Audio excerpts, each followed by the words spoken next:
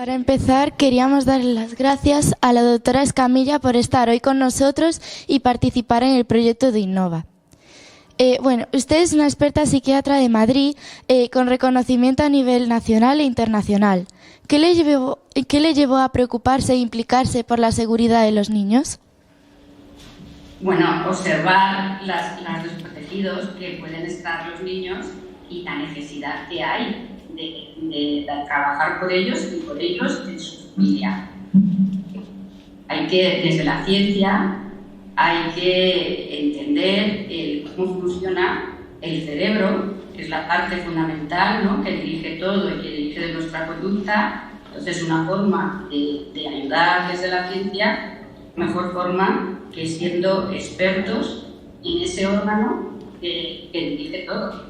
Leímos en el diario de Hola sobre la rigidez cognitiva y que esta a veces se manifestaba en los niños mediante comportamientos obstinados. El artículo decía que esta actitud hace que los niños a veces, en situaciones de estrés, presenten alteraciones agresivas. ¿De qué forma está el consumo de contenidos violentos relacionado con esto? Bueno, yo te venía decía que el problema no es solo el consumo de contenidos violentos, sino es simplemente la exposición a la red, a los juegos, a las pantallas. Es decir, cuando tú te pones en un videojuego, o sea o no violento, si es violento más, el cerebro se pone en una forma de hiperestimulación.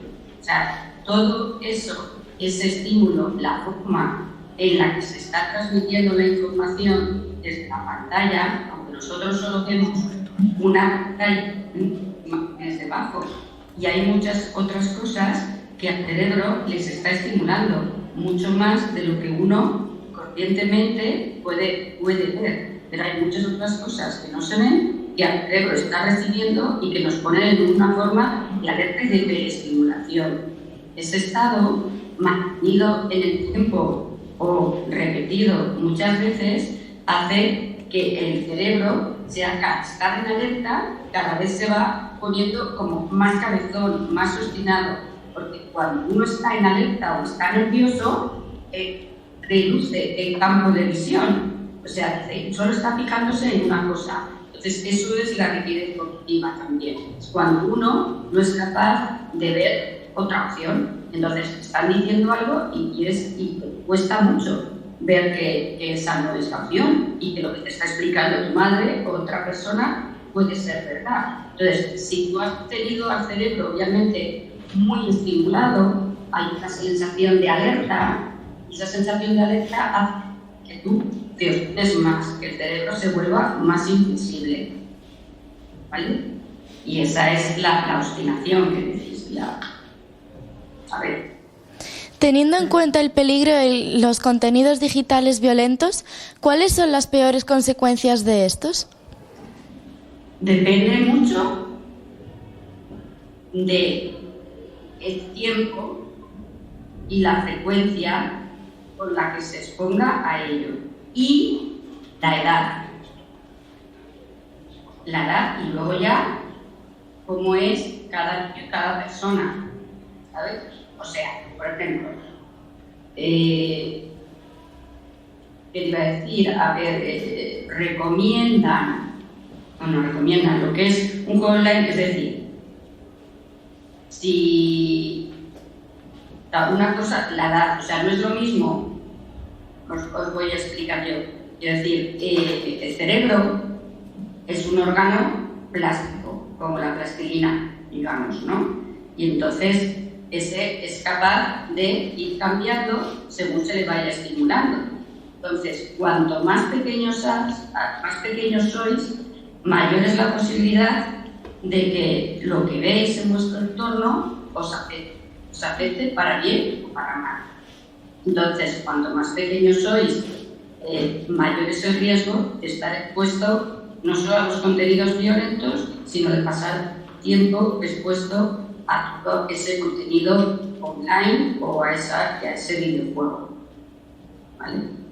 Entonces, claro, si tú pasas mucho tiempo y pues el tiempo que restas a otro tipo de cosas, Entonces, la cuestión es que eso no te limite y te quite tiempo de tus responsabilidades y de la vida social. O sea, de estar con tus amigos, de relacionarte con ellos, de hacer otros juegos. El gran problema es cuando casi tu tiempo de diversión lo utilizas en este tipo de cosas. Ese es el gran problema. Entonces, obviamente, cognitivamente a nivel del cerebro cambia mucho. Entonces, se vuelve efectivamente más rígido y en esos casos afecta mucho al área de matemáticas, al área de la creatividad. A ver, eso como mínimo. Es lo mismo que la obstinación. Cuando uno está obstinado, no tiene la capacidad de ver las cosas todas así en conjunto y de ver las soluciones. Está científicamente probado que los contenidos violentos afectan psicológicamente a los niños y a los adultos. Pero ¿cómo afecta el consumo de contenidos violentos en las relaciones sociales con otras personas? Está también muy claro. O sea, contenido violento ya he dicho que te pone en una situación de hiperestimulación, con lo cual te pone en una situación de alerta. Entonces, cuando uno está en alerta, percibe las cosas de forma diferente, percibe las cosas como si les fueran a hacer daño. Entonces, uno es más fácil que esté comunicándose con los demás como a la espera, como al acecho, o sea, que a la mínima cosa que le hagan es más fácil que responda mal y que interprete mal las situaciones. Siempre como que si quisieran hacerle daño o si estuvieran así agrediendo. Eso es lo que hace. Entonces, las relaciones son más desconfiadas y más agresivas, mucho menos naturales y espontáneas. Puede haber varios tipos de contenidos. ¿Qué tipos de contenidos violentos existen y cómo afectan a la sociedad? Los tipos de contenidos, pues volvemos otra vez a dependiendo de la edad. O sea, quiero decir, lo que está claro es que los niños, o hasta determinada madurez, o sea, es decir, no podéis procesar bien tanta información, ¿sabes? O sea, y sobre todo en esa plataforma. O sea, por ejemplo, antes había muchos dibujos animados y había tiroteos y las películas del oeste y los dibujos de vaqueros, ¿no? Pero no teníamos los problemas que teníamos ahora, porque esto se transmitía a través de dibujos, a través de televisión, a través de cómics, de libros. Entonces, la forma en la que se transmitía no afectaba al cerebro igual.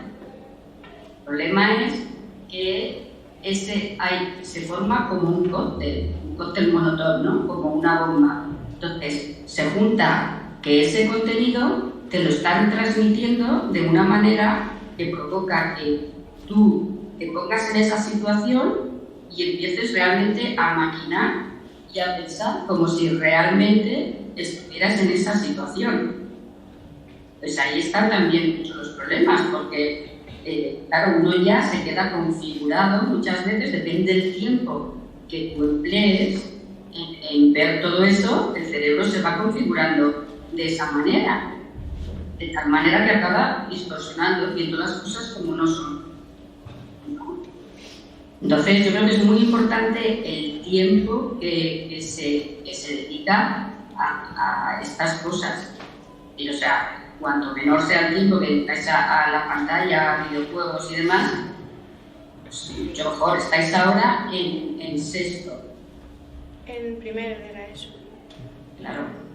Mira, yo suelo decir, las recomendaciones y demás, o sea que yo tengo dos opciones a nivel clínico. Una es que no se utilice las pantallas nada durante la semana y que a lo mejor el fin de semana se deje 1 hora cada día. Y si se utilizan, que siempre sean como, bueno, después de haber hecho vuestras responsabilidades y un tiempo determinado que puede ser 20 minutos.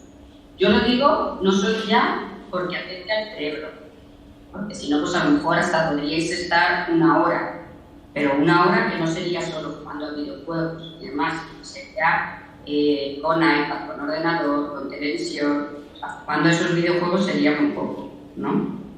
Pero el problema es que si utilizáis todo eso, perdéis muchas otras cosas y dejáis de hacer otras muchas cosas que realmente es que favorezcan a vosotros y a las notas, sino es que favorecen a vuestro cerebro, que es del que dependéis para el de mañana, para después. De cómo se forme el cerebro, se mañana a vosotros. Y podréis enfrentaros al mundo mañana. Los comentarios que se envían a través de videojuegos o redes sociales a otras personas pueden acabar llevando a autolesiones u otras acciones graves. ¿Cómo se podría tratar de evitar esas acciones? Eso es de lo peor que existe y de lo que más daño nos está haciendo y está aumentando las consultas en psiquiatría. O sea, es por la comunicación que hacéis a través de WhatsApp o de estas plataformas. ¿Sabéis? Cuando vosotros habláis en clase, en una comunicación que ha aplicado ya el lenguaje, pues hay un mensaje de transmitir, hay un emisor, o sea, que transmite, hay un receptor, y hay algo muy importante que es lo que hace que se entienda lo que tú quieres decir, que es el contexto. Es decir, pues no es lo mismo decir una cosa si estáis en clase, ¿sabes? Que la dices cuando estáis solos dos, bueno, pues ya quieres decir que no quieres que se entere el otro. No es lo mismo decirlo si estáis riendo y en broma, si estáis serios. O sea, el mensaje que tú quieres transmitir cambia mucho dependiendo de todas esas cosas. Pero cuando os comunicáis online, todo eso se pierde. Lo que se llama el contexto. Con lo cual, la comunicación que tenéis no es una comunicación normal, no es una comunicación adecuada. Con lo cual, es como tener una comunicación en la que estamos expuestos al error y podemos entender cualquier cosa diferente, porque estamos perdiendo una parte de la comunicación entre personas que es fundamental, que es el contexto, que es lo que hace que cambie el significado de lo que quiero, de lo que estoy diciendo. Entonces, esto se pierde. Por eso hay que determinar muy bien para qué sirven esas comunicaciones online. Es decir, son mensajes breves, avisos, cosas concretas, pero conversaciones por ahí, estás expuesto a error muchísimas. 7 de cada 10 jóvenes han sufrido violencia en la red. ¿Cuáles son las implicaciones psicológicas a largo plazo para estas víctimas que por algún motivo ven contenidos violentos en la red? De contenidos violentos que hayan visto, que ven ellos contenidos violentos o que han sufrido violencia, que han sido abusados o acosados o intimidados, ¿no? A través de la red. Las dos son, o sea, en cualquier de los dos casos. Claro. O sea, lo que hemos dicho de sufrir violencia ya sabemos pues que depende de muchas cosas que hemos hablado antes, pues van a tener unas consecuencias u otras. O sea, el ver contenido violento. Y luego lo que ha dicho, lo que hemos hablado antes, por lo que está aumentando mucho la consulta en psiquiatría, aparte de por el tiempo y la adicción que genera los contenidos, y más los contenidos violentos, es diferente. Y aparte de eso está aumentando mucho por el abuso, por el acoso, por las situaciones que se dan en la comunicación online. Ese es uno, no sé si el mayor problema o uno de los más graves que se dan por el uso de las comunicaciones online. O sea, es muy fácil intimidar, acosar a las personas por esa vía, porque uno cuando está hablando a la cara, pues todavía siente, ¿no? Tiene esa intimidación natural, esas cosas que nos hacen fluctuar, eso lo voy a decir, ¿no? ¿Qué tal, no? Tenemos esos frenos que son necesarios para tener una buena relación, pero se pierden cuando estás en la comunicación online. Entonces, cuando se pierden esos frenos, uno dice cualquier cosa. Y es capaz de decir cualquier cosa y cualquier jugada y de mandar cualquier cosa. Entonces, la persona que lo recibe, pues, es decir, es lo mismo que si tú a lo mejor se lo hicieras mirándola. El problema es que si la mirases, no harías ni dirías las cosas que se dice tú o cualquiera, perdóname, las cosas que se dicen de la red. ¿Cómo pueden las redes sociales o las grandes empresas tecnológicas abordar eficazmente la violencia en línea? Bueno, yo creo que eso es una cuestión tecnológica, ¿no? Sabéis que hay muchos controles parentales, ¿no? Los controles parentales, o sea, quiero decir que uno pueda utilizar la red de forma segura eliminando contenidos. Luego ya, obviamente, depende de las grandes empresas, estas que limiten la venta de mucho de ese contenido. Y luego, sobre todo, de que cumplamos también las instrucciones de uso de ese contenido. Porque a veces sacan una licencia y dicen que es lícito vender un juego determinado, pero por detrás hay una letra pequeña, ¿no?, que dice a partir de tanta edad, de tal edad. Luego la Asociación Americana de Psiquiatría o la Psiquiatría, nosotros decimos pues que no más de 1 hora en fin de semana, no más esos juegos un tiempo ilimitado, pero pasa que es que eso tampoco se cumple. O sea, depende de las empresas, de vosotros y de vuestros padres, que tenéis que ser responsables con lo que estáis haciendo y seguir las indicaciones. ¿Cómo pueden los profesionales de la salud mental colaborar con otras entidades para combatir la violencia en la red? ¿Cómo podemos? Lo que podemos es formar e informar, como estáis haciendo vosotros. O sea, estáis dándonos la posibilidad de que yo pueda informar de la realidad que estamos viendo, de lo que está sucediendo con todo esto que está pasando y con esto que estás comentando tú, de las tendencias. O sea, yo creo que eso es fundamental, el informar y luego efectivamente hablar de lo que son las consecuencias con propiedad, porque quiero decir que hay claramente a nivel biológico podemos ver claramente qué hacen todas esas cosas, ¿no? Entonces, yo creo que el informar a la familia, al informar a los políticos, todo esto, o sea, esa es una parte fundamental. Fijándonos en estudios recientes, hemos descubrido que la mayoría de los videojuegos son violentos. ¿Por qué cree usted que se da esta situación?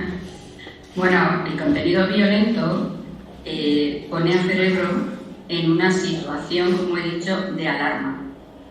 Entonces le pone en una situación muy adictiva.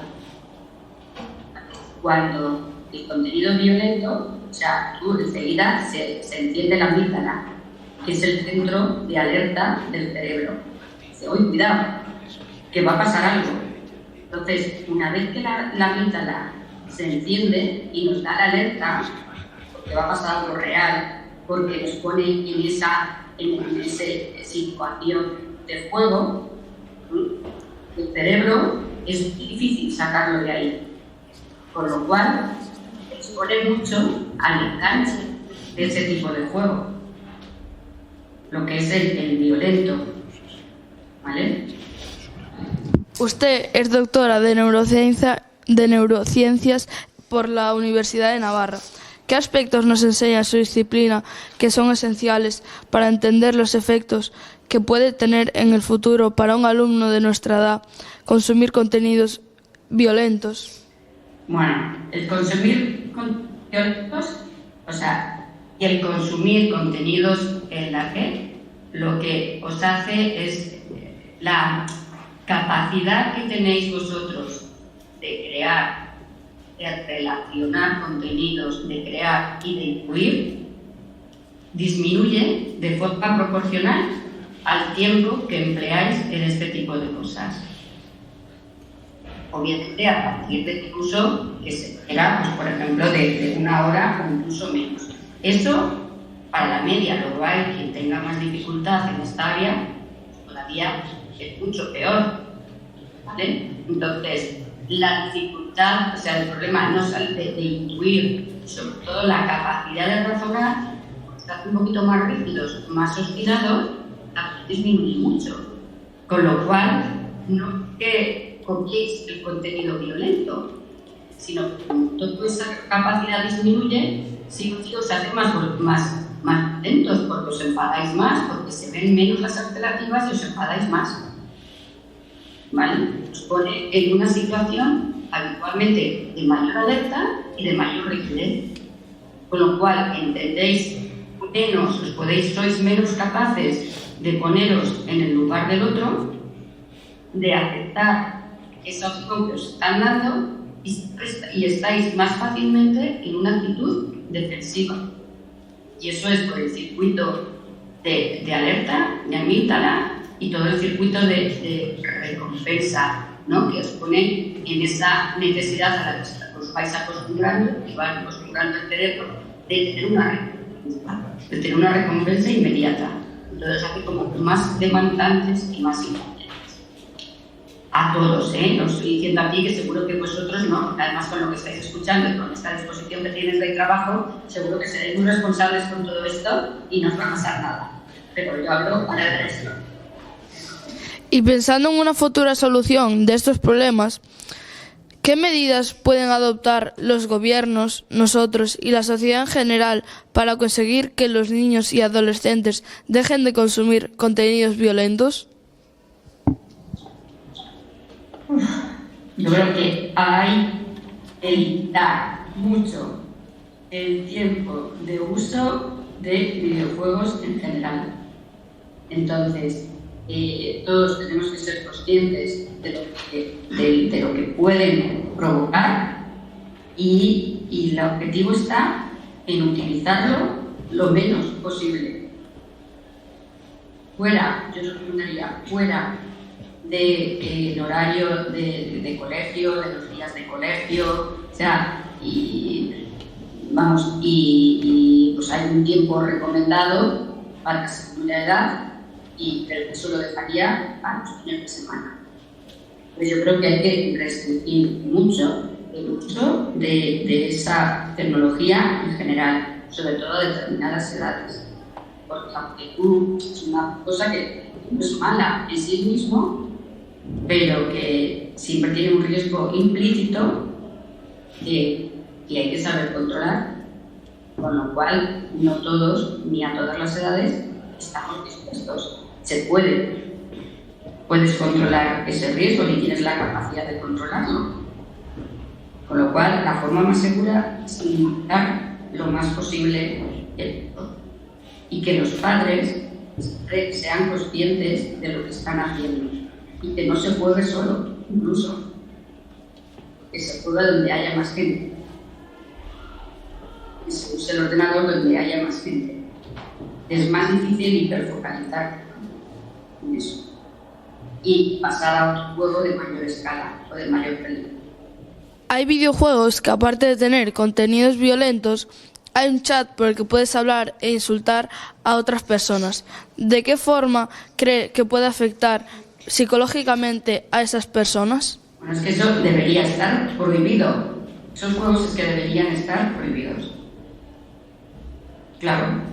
¿Tú cómo crees, o cualquiera de vosotros, que os sentiríais si os estuvieran insultando? A ver, te estás preguntando.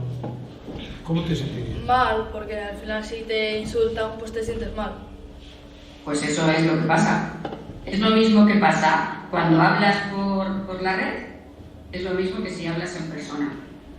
Incluso más, es peor, porque no sabes por qué te lo dice, cómo, quién, si es tu amigo, si no. O sea, que te lo dice el mensaje así, sin rodeos, por lo cual es todavía peor. ¿Qué pasaría si un niño está más de 5 horas diarias con una pantalla? Un horror. Un horror, que os diría, es que lo acabaría bien, directamente, porque el cerebro a 5 horas diarias se somete a una hiperestimulación, de tal manera que al final no podría ni dormir ni comer. Con lo cual, si se pone en esa... O sea, que eso lo tenemos claro, siempre ha habido, hace ya mucho tiempo que empezaron a saltar las alarmas con estos chicos que se suicidaban en Japón, ¿no? Pasaban mucho tiempo jugando y metidos y al final se suicidaban, se perdían el control de toda, perdían el contacto de toda la realidad. Entonces, claro, depende de la edad, pues estamos hablando de niños, pues, y se ponen activos ahí a jugar y a participar en juegos violentos, en juegos agresivos, en juegos en los que se necesita participar, la rapidez, pues se genera esa hiperestimulación, con lo cual que aumenta la agresividad en sí mismo del individuo porque se pone muy en alerta, con lo que es más agresivo, más irritable, y cuanto más pequeño sea, pues más le va a limitar en las horas de sueño. Y si el sueño lo pierdes, pues ahí se pierden muchas cosas, ¿no? ¿Qué efectos tendrían los estudios? ¿En los estudios? ¿Horas o lo que sea? ¿O qué? En los estudios, mira, en los estudios tú, aparte de que es el tiempo que quitas a eso, es que no te ayuda, al contrario, desarrollar, o sea, sobre todo los videojuegos de contenido violento que ponen en esa situación de excepción, como ya he dicho, os hacen más rígido, con lo cual la capacidad de razonamiento, de generar alternativas, de crear y de incluir, o sea, las matemáticas peor, y el debatir también. Usted hablaba sobre la importancia que tiene el tiempo en el consumo de contenidos violentos. ¿De qué manera afecta el tiempo que consumimos estos contenidos en nuestro cerebro, aparte de pasar menos tiempo con nuestras familias u otros seres queridos? Es lo que ya hemos ido controlando. O sea, hace activa mucho tiempo el sistema de alerta. O sea y el sistema de alerta no es un sistema bueno, es un sistema de estrés. Eso quiere decir pues es como si pasáramos mucho tiempo con un gran estímulo, ¿sabes? Ansiosos. Entonces eso al cerebro lo que le va gastando, lo que le va generando es ansiedad, irritabilidad, ¿no? Y efectivamente obstinación, diríamos. ¿Cómo deberían solucionar esta situación tanto los niños como los adultos? Hombre, por la red. O sea, yo creo que siempre hay que mirar. Yo creo que lo ideal es que siempre que estéis conectados a la red no estéis solos. O sea, estáis en un sitio donde esté el resto del mundo. Es más fácil controlar ese impulso de verte páginas que sabes que no van a ser buenas, o es más fácil que esté al lado, esté monitoreando tú, tus padres, van a alertarte de lo que está pasando, si te sale un aviso, si te sale estas otras cosas que salen muy desagradables mientras estás viendo cualquier contenido, o que te puedan informar realmente de la gravedad que estás haciendo, o alertar de que cuidado donde te estás metiendo. Entonces, es muy importante que aparte de que lo utilicéis poco tiempo, que los padres tienen que saber lo que estáis consumiendo. Y obviamente es que hay muchas páginas que tienen que estar controladas, pero vosotros no podéis acceder a ellas. O sea, esto es como, igual que cuando erais pequeños y al primer año nos daban para comer un bocadillo, porque os atragantaríais, pues ahora los padres tienen que seguir haciendo lo mismo durante bastante tiempo con cosas diferentes. Entonces, ahora los padres, vosotros tenéis que ser conscientes de eso, pues tenéis que decir qué es lo que podéis ver y cuánto tiempo. Luego, por supuesto, que el tema de las autolesiones es que no hay nadie que te vaya a querer más, ni que te vaya a querer más que tu familia. Entonces, eso no os engañéis. ¿Considera usted irreversibles los daños generados por la violencia digital sobre los menores? Bueno, irreversibles, a ver, como estamos hablando, quiero decir que el cerebro es plástico, para bien y para mal, es la capacidad de cambiar. Entonces, cuanto antes se interviene y se dice, bien, esto está pasando esto, por ejemplo, a partir de los 12 años, mira, el cerebro tiene mucha posibilidad de cambiar, para bien y para mal, hasta los 7 y los 12 años. ¿Vale? Luego, de los 12 a los 14 y demás, el cerebro se alborota mucho, se pone un poquito loco, esta factura que llamamos neuronal, y es complicado siempre. Y luego, complicado que no quiere decir que eso lo pasamos todo, que se puede pasar y se pasa bien, ¿no? Pero, y luego ya a partir de los 16, a partir de los 18 y a partir de los 20 por ahí es cuando ya hay menos posibilidad de cambio. Entonces, podemos decir que sea irreversible. Yo creo que lo que hay que hacer es, cuando se detecta, ser valiente, afrontarlo y dejarse ayudar, ¿vale? Y no es que sean irreversibles, siempre que se quiera solucionar y se tomen las medidas necesarias. Los padres con los